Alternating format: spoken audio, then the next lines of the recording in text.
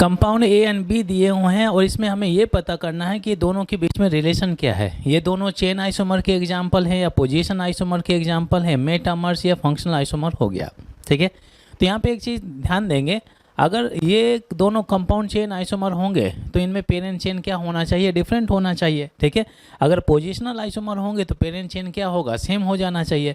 Metamers में क्या रहता है, जो भी फंक्शनल ग्रुप होगा इसके दोनों साइड नंबर ऑफ कार्बन क्या होते हैं, डिफरेंट रेशियो में प्रेजेंट होते हैं।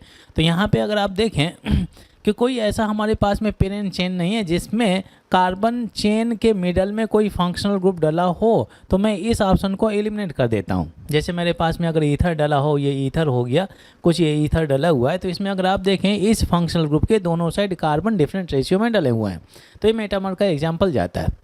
अच्छा, फंक्शनल आइसोमर के बारे में बात करें तो फंक्शनल आइसोमर में क्या होता है, एक फंक्शनल ग्रुप दूसरे फंक्शनल ग्रुप में कन्वर्ट हो रहा होता है। जैसे आपका एल्कोहल ईथर में जाएगा, एल्डिहाइड कीटोन में जाएगा, तो ये ऑप्शन भी पॉसिबल नहीं हो सकता। इसमें अगर आप देखें कोई ऐसा फंक्शनल ग्रुप नहीं है जो दूसरे फॉर्म में कन्वर्ट हो रहा है। तो हमारे पास में दो ऑप्शन बचते हैं, एक चेन आइसोमर या पोजीशन आइसोमर। चेन में क्या होना चाहिए भाई, पेरेंट चेन क्या होना चाहिए, डिफरेंट होना चाहिए, और पोजीशन में क्या होगा, पेरेंट चेन सेम होना चाहिए।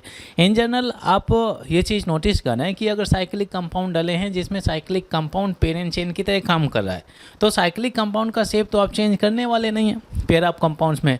तो साइक्लिक कंपाउंड जब सेम होने वाला है और यही आपका पेरेंट चेन की तरह काम कर रहा है, तो क्या होगा भाई, दोनों में पेरेंट चेन फिक्स हो जाएगा, सेम हो जाएगा। यहाँ पे जैसे अगर आप देखें, अगर मैं इस कंपाउंड की नेमिंग करता हूँ तो इसको मैंने बोल दिया 1 और ये 2 हो गया, तो क्या बोल सकते हैं 1,2 डाइक्लोरो। इसको आप क्या बोलेंगे भाई, इसे 1,2 डाइक्लोरो बोलेंगे, नहीं बोलेंगे, डाइक्लोरो बोलेंगे। ये आपका 1,2 डाइक्लोरो साइक्लोहेक्सेन हो गया। साइक्लोहेक्सेन ये आपका पेरेंट चेन में आ जाता है। और अगर मैं बी कंपाउंड के बारे में बात कर रहा हूँ, बी कंपाउंड ए वाला तो हो गया बी कंपाउंड, तो इसमें आपका ये 1 हो गया, ये 2 हो गया, ये 3 हो गया।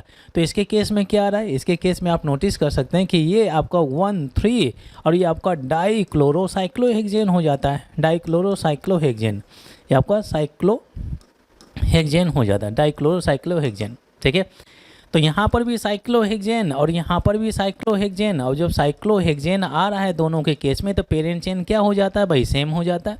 ठीक है, ब्रांचिंग इधर उधर हो रही तो इससे कुछ फर्क पड़ने वाला नहीं, हमें केवल पेरेंट चेन पर फोकस करना है। तो अगर पेरेंट चेन सेम है तो कौन सा आइसोमर शो करना चाहिए, पोजीशन आइसोमर शो करना चाहिए।